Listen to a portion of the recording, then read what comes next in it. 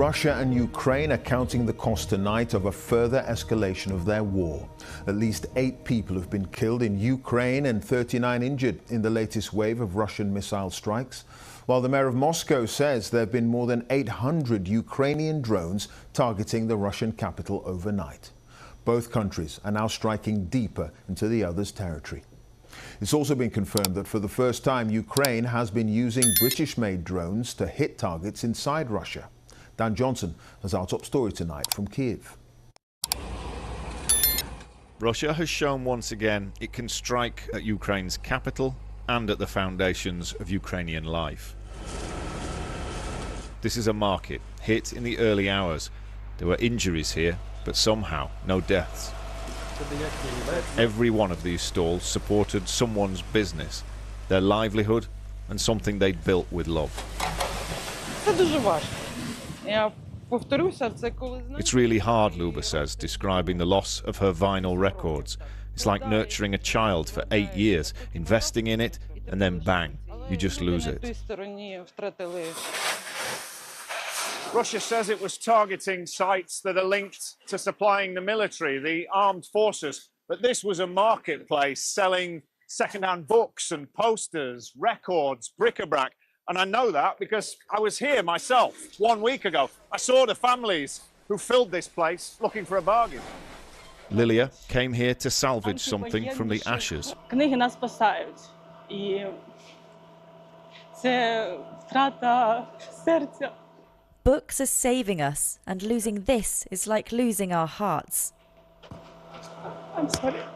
It's okay, I'm sorry. In the east of Ukraine, more Russian attacks, claiming military targets, but killing a man and a woman in their 60s when a home was destroyed in Zaporizhia. Ukraine's response has reached further into Russia, and online retailer Wildberries was again its target. Moscow's mayor said 600 Ukrainian drones attacked the city last night. There have been thousands over recent months. And now we know these were among them. British drones made in the UK, fired by the Ukrainians, targeting Russian oil refineries and warehouses. The aim? To make Russians feel the impact of this war.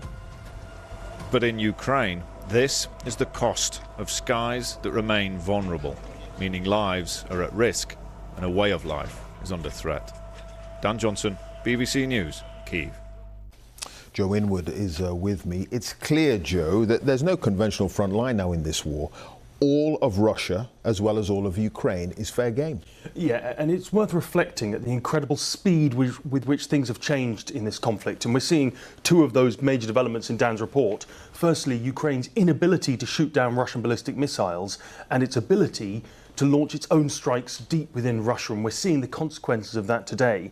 Now, as for this development about the use of British-made drones, now in some ways we shouldn't be that surprised. It was announced earlier in the year that 120,000 were being supplied to the Ukrainians.